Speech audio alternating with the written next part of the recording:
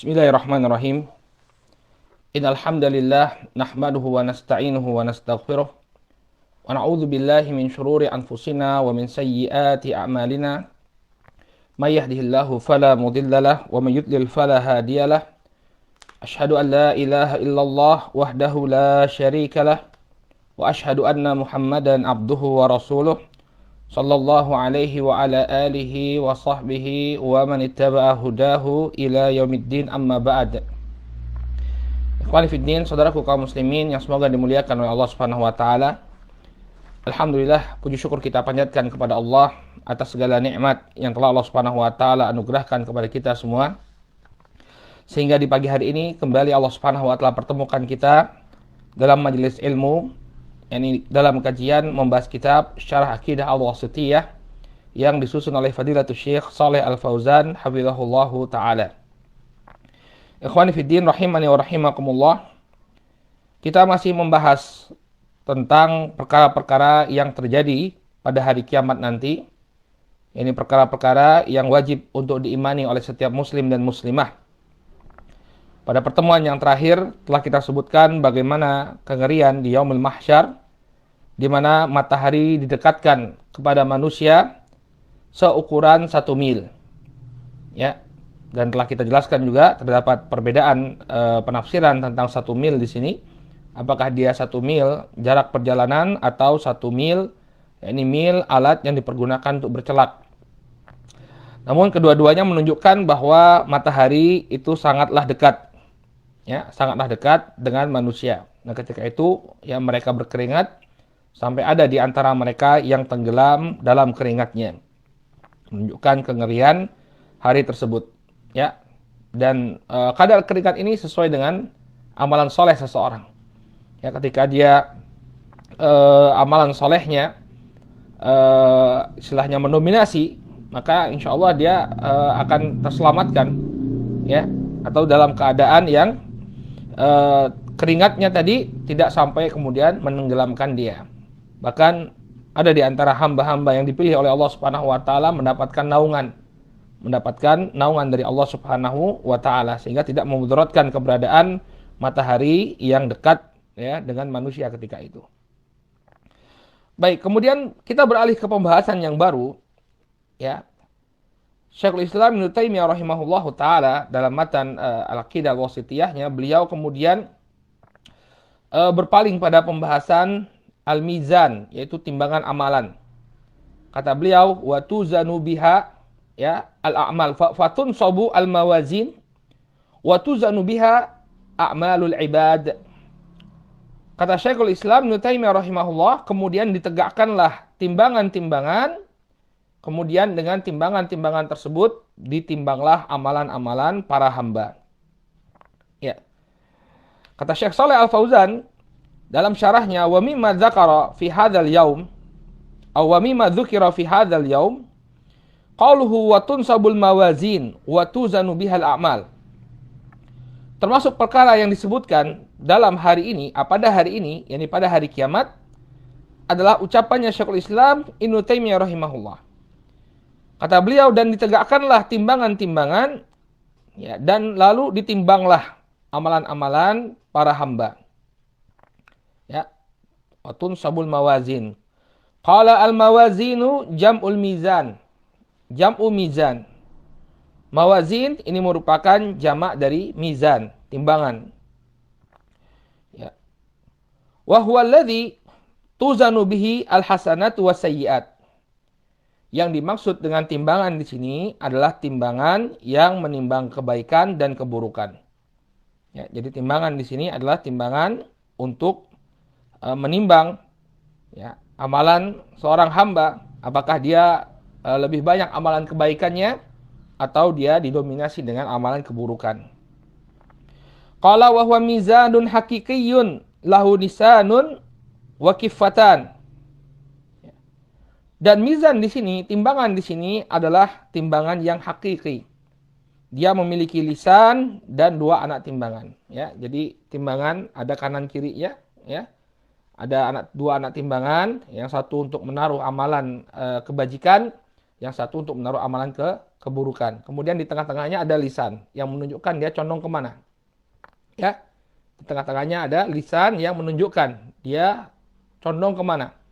Ya, kalau misalnya amalan kebaikannya yang lebih banyak, ya nanti lisannya condong ya ke amalan yang lebih banyak. Baik. Jadi ini mizan, keadaan mizan ya pada hari kiamat. Jadi dia adalah mizan yang hakiki. Lahu lisanun wa kifatan. Dia memiliki lisan ya, ini petunjuk ya, kemudian dia memiliki dua anak timbangan.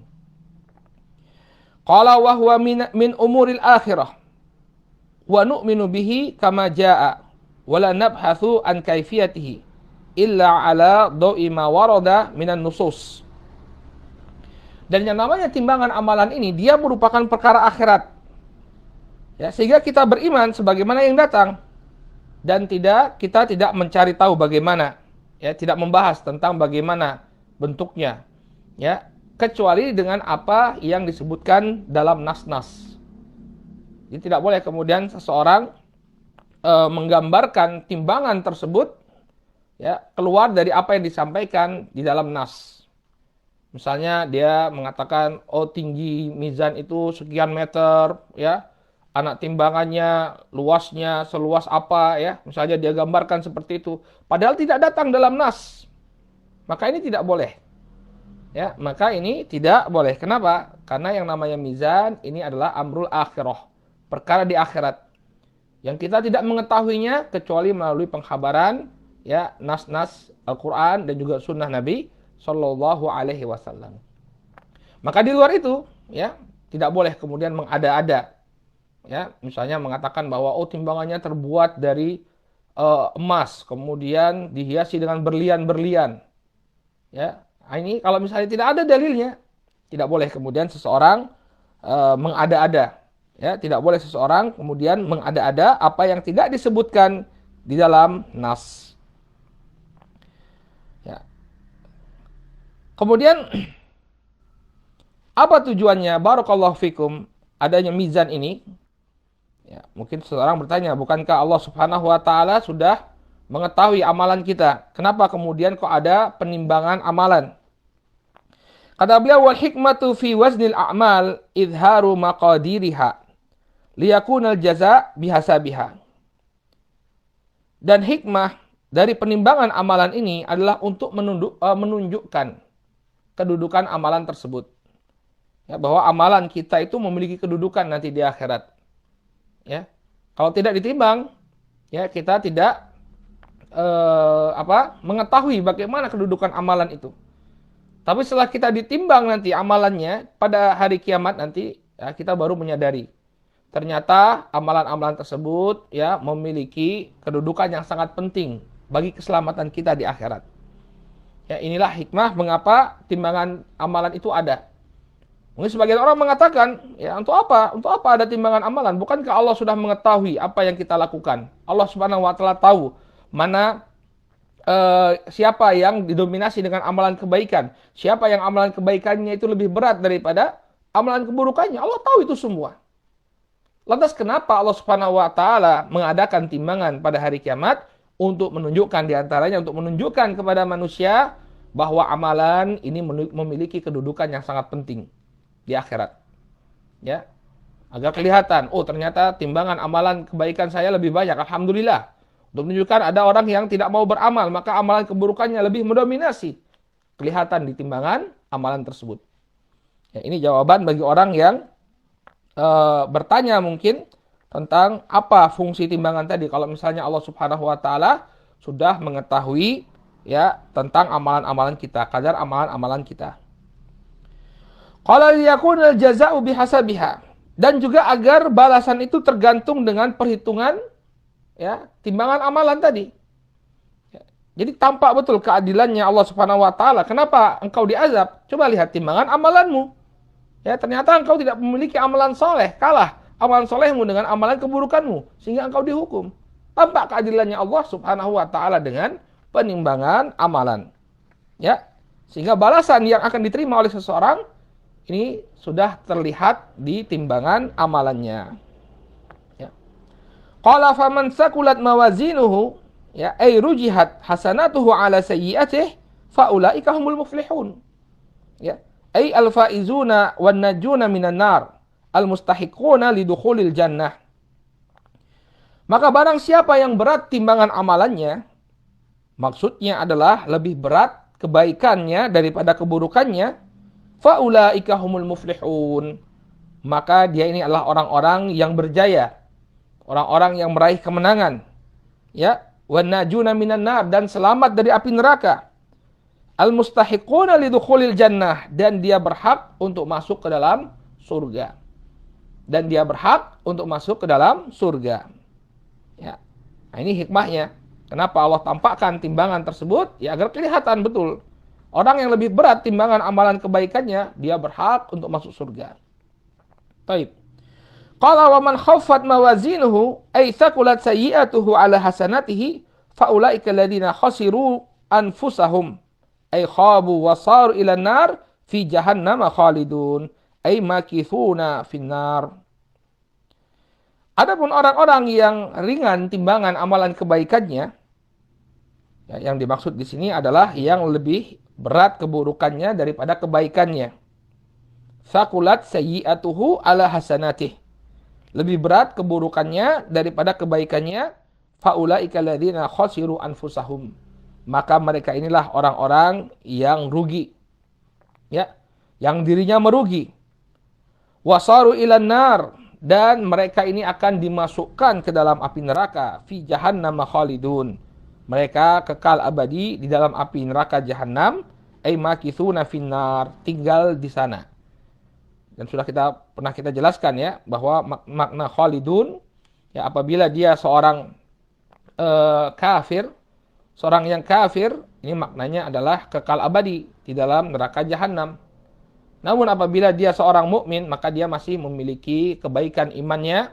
Ya, orang yang semacam ini akan disiksa dalam api neraka. Namun kemudian, ya, setelah hukuman atas dosa-dosanya selesai, dia akan dimasukkan ke dalam surga. Ya, jadi walaupun dia disiksa dalam waktu yang lama, seorang yang beriman tetap akan dimasukkan ke dalam surga. Baik.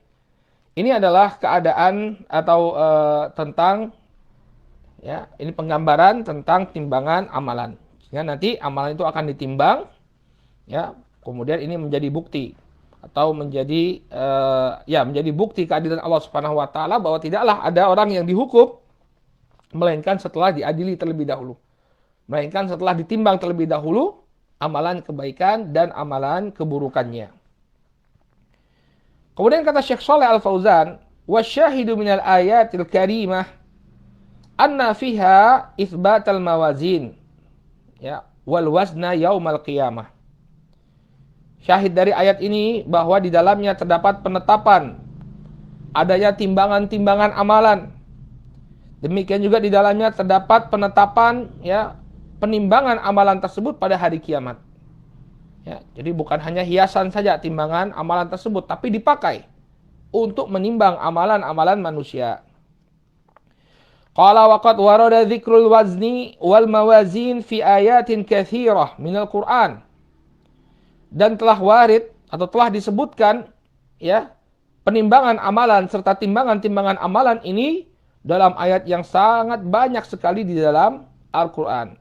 Ya, banyak sekali dalil-dalil yang menunjukkan penimbangan amalan. Ya. Waqad afada majmu'un nusus annahu yuzan al-amilu wal amalu was-suhuf. Ya. Nas-nas, ya, yang dikumpulkan memberikan kita faedah bahwa yang ditimbang itu adalah pelaku amalan atau amalannya sendiri atau lembaran-lembaran amalan.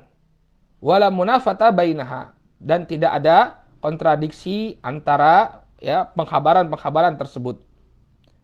Baik, ini yang beliau inginkan di sini, barakallahu fikum.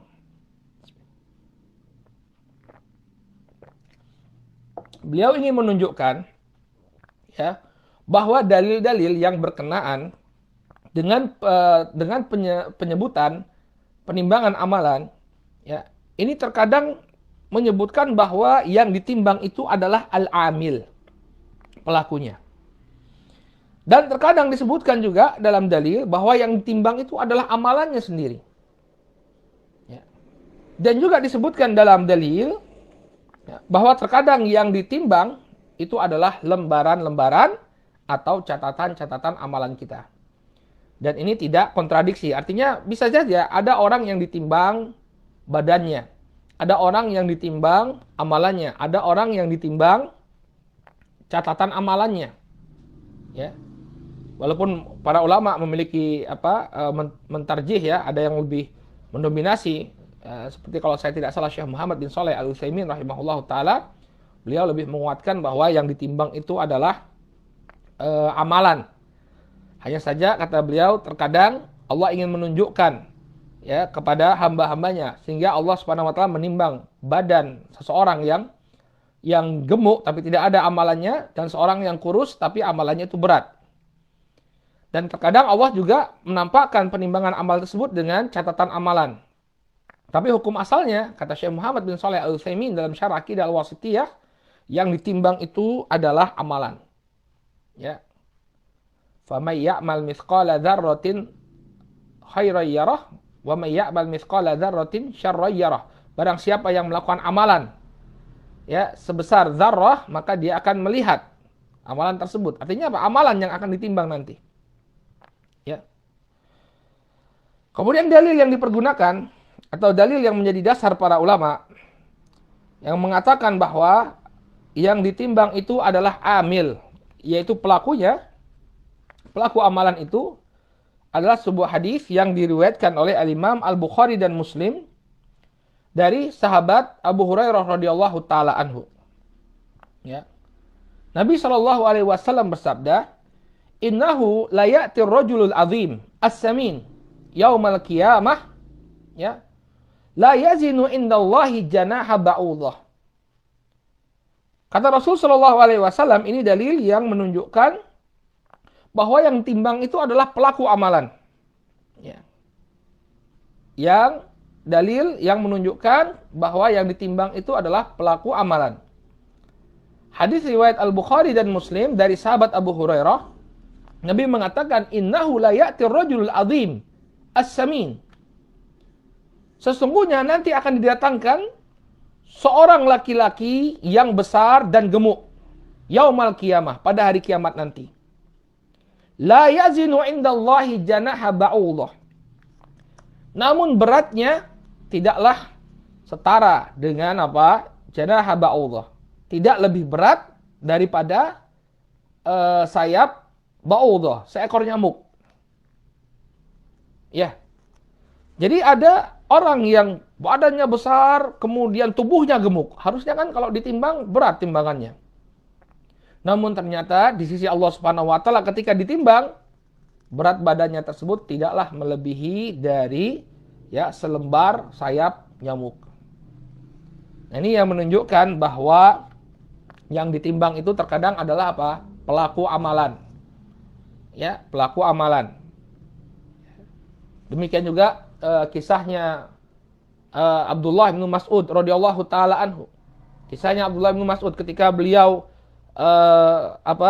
tersingkap ya, pakaian beliau tersingkap, maka kemudian kelihatan betisnya Abdullah bin Mas'ud ya itu sangat kurus, kecil. Ya, betis beliau itu sangat kecil, sangat kurus. Maka sebagian orang mentertawakan ya betisnya Abdullah ibn Mas'ud. Maka Rasulullah SAW kemudian mengatakan, waladhi nafsi biyadihi lahu ma'athqalu fil mizani min Uhud. Kata Rasul sallallahu alaihi wasallam, demi Allah yang jiwaku ada di tangannya, sungguh kedua betisnya Abdullah bin Mas'ud ini lebih berat ya di mizan dalam timbangan daripada gunung Uhud. Ya, gunung Uhud yang demikian besar dibandingkan dengan dua betis kurusnya Abdullah bin Mas'ud, ini lebih besar ya atau lebih berat ya betis kurusnya Abdullah bin Mas'ud. Ini menunjukkan bahwa yang ditimbang adalah pelaku amalan. Ya, tubuhnya yang akan ditimbang. Sehingga ketahuan, oh ini walaupun dia kurus, tapi karena amalannya itu luar biasa, maka beratnya melebihi apa? Gunung Uhud. Ya, ini dua dalil di antara dalil yang menunjukkan bahwa terkadang itu yang ditimbang adalah pelaku amalan.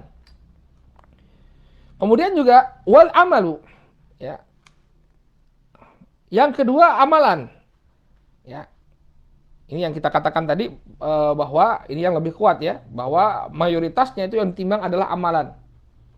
Ya. Di antara dalil banyak sekali dalil yang menunjukkan bahwa yang ditimbang itu adalah amalan. Di antara ya hadis yang terakhir dalam Sahih Al-Bukhari.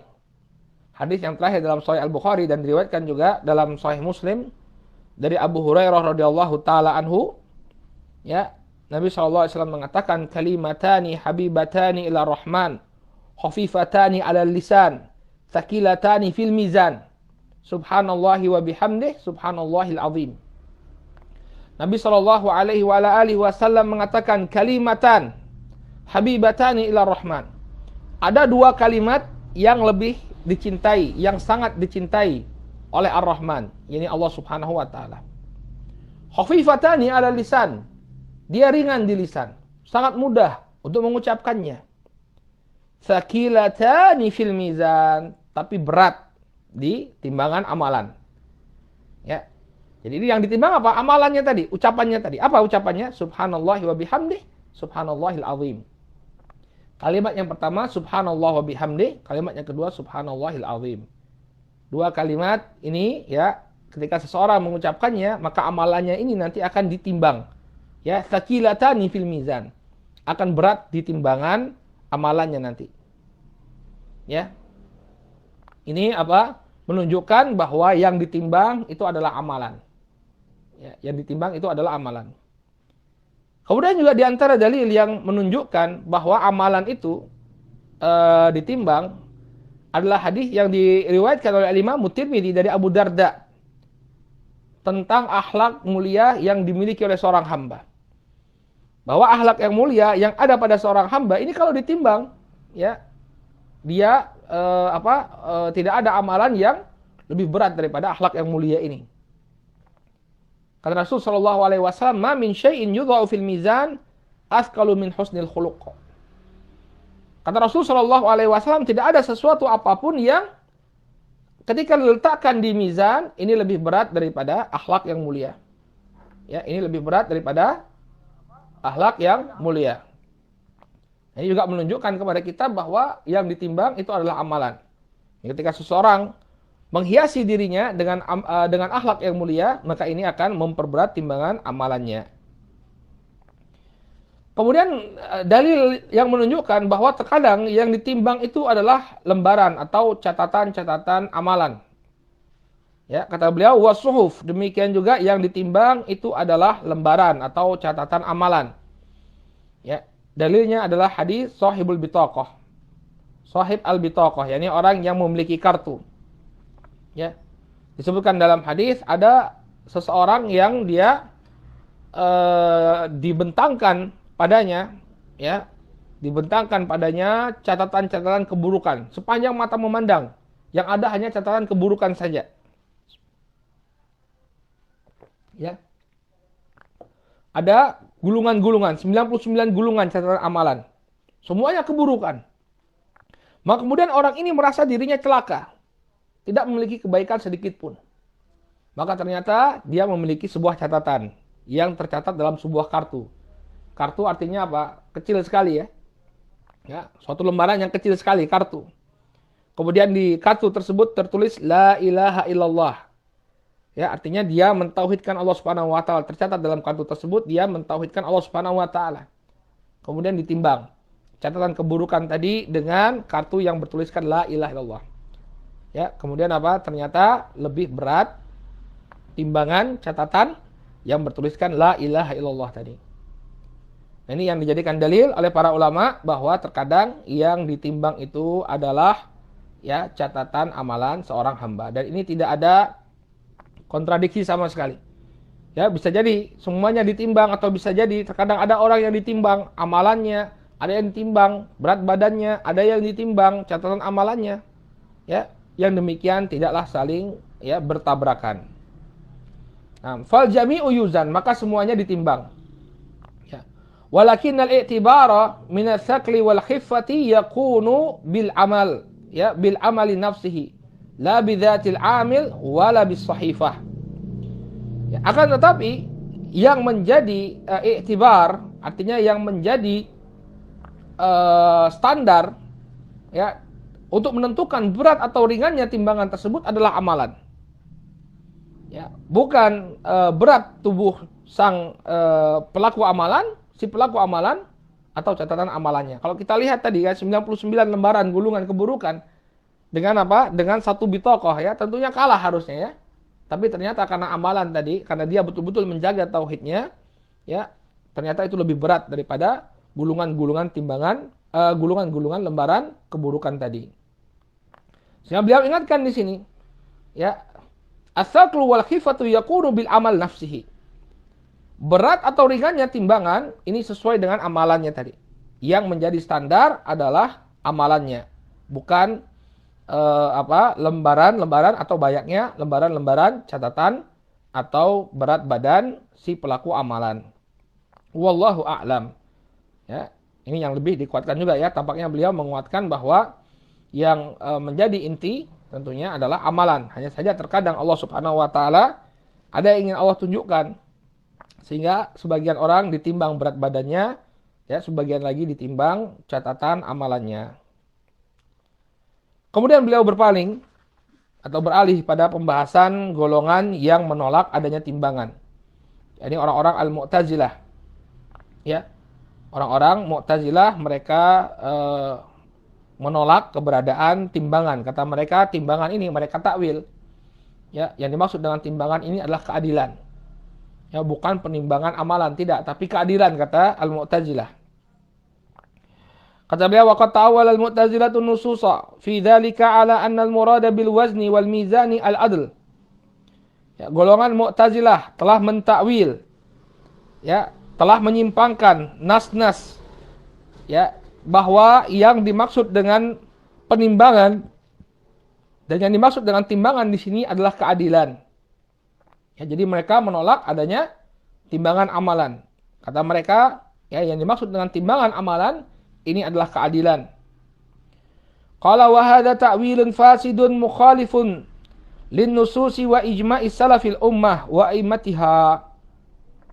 Maka ini merupakan takwil yang rusak, menyelisih nas-nas syar'i, demikian juga menyelisih ijma' salaful ummah dan juga para imam mereka. Ya. Jadi para salaf, jadi salafun saleh ridwanullah alaihim ajmain, mereka sepakat, ya, tentang wajibnya beriman kepada timbangan dan penimbangan yang terjadi pada hari kiamat. Kemudian beliau menukilkan ucapannya Imam Asy-Syaukani dalam tafsir beliau Fathul Qadir. Qala Syaukani rahimahullahu taala, wa ghayatu ma tashabbathu bihi mujarradul istib'ad al-aqliyah. Dalil-dalil yang mereka jadikan hujjah, yang dijadikan hujjah oleh Al-Mu'tazilah, ya, maksimalnya itu hanyalah penolakan secara akal saja. Ya, Imam Asy-Syaukani menunjukkan bahwa Al-Mu'tazilah ini tidak punya dalil sama sekali. Paling polnya yang mereka pergunakan itu adalah akal saja. Mereka menolak keberadaan timbangan amalan dengan akal-akal mereka. Walaisa fi dzalika hujjatun ala ahad. Maka akal ini tidaklah bisa menjadi hujjah, ya, kepada siapapun, karena akal orang berbeda-beda. Ya. Kalau agama ini dibangun dengan akal, maka masing-masing orang memiliki akal yang berbeda-beda. Oh, akal saya nggak menerima ini. Oh, akal saya menerima ini. Maka kata Imam Syaukani, yang namanya akal tuh nggak bisa jadi patokan. Ya, tidak bisa menjadi patokan. Walaisa fi dzalika hujjatun ala ahad. Maka akal itu tidaklah bisa menjadi hujjah bagi siapapun. Ya. Kenapa? Fahada illam taqbaluhu uquluhum faqad qabalathu uqulu qaumin hiya aqwa min uqulihim minas sahabah wa tabi'in wa tabi'ihim hatta ja'al bid'ah. Ya. Maka kalau akal mereka, yakni akalnya Mu'tazilah, karena Mu'tazilah menolak keberadaan mizan ini dengan akal, maka akal mereka, ya, Kalau akal mereka tidak bisa menerima ini, maka akal orang-orang yang lebih utama dari mereka, lebih cerdas daripada mereka, yaitu para sahabat. Ya, akalnya para sahabat, akalnya para tabi'in, akalnya para atba'ut tabi'in. Mereka semua menerima keberadaan al-mizan. Ya, maka akal kalian yang rusak, akal kalian tidak bisa menerima. Tapi akalnya generasi awal Islam, mereka semua menerima keberadaan al-mizan. Mereka semua menerima keberadaan al-mizan. Ya, hatta ja'atil bid'u kalailil mudlim. Sampai datang kebid'ahan seperti malam yang gelap. Ya. Wa qala kullun masya wa taraku syar'a ya khalafa ya zuhurihim, khalfa zuhurihim. Kemudian datanglah kebid'ahan dan mereka pun mengatakan, ya semuanya mengatakan apa yang mereka inginkan. Ya, oh ini nggak sesuai dengan akal saya, ya udah tolak. Ya, para salafun saleh tidak seperti itu. Ya, mereka menerima nas-nas Al-Quran dan Sunnah. Tidak kemudian membuat takwilan-takwilan. Ketika ini nggak cocok dengan akal, ganti. Ya, maksudnya adalah ini. Enggak. Ya, dahulu mereka menerima. Akal-akalnya generasi awal Islam menerima perkara tersebut. Ya. Kemudian datanglah kebid'ahan, maka setiap orang mengatakan apa yang mereka ya inginkan dan meninggalkan syariat khalfa dhuhurihim, di belakang punggung-punggung mereka. Ya. Sehingga kalau mereka mengatakan dalilnya adalah akal, maka akal orang yang lebih utama daripada mereka menerima keberadaan al-mizan, ya, keberadaan timbangan pada hari kiamat. Qala wa umurul akhirati. Selesai tadi ya dari penukilan beliau terhadap ucapannya Al-Imam Asy-Syaukani rahimahullah. Kemudian Syekh Shalih Al-Fauzan menutup pembahasan tentang mizan ini, beliau mengatakan, ya ini prinsip yang sangat penting. Wa umurul akhirati laisat mimma tudrikuhal uqul. Perkara-perkara akhirat ini bukanlah perkara-perkara yang bisa dijangkau dengan akal kita. Ya, dengan akal kita. Tidaklah kita mengetahui perkara akhirat melainkan dengan pengkhabaran nas Al-Qur'an dan juga sunnah Nabi alaihi salatu wassalam. Baik.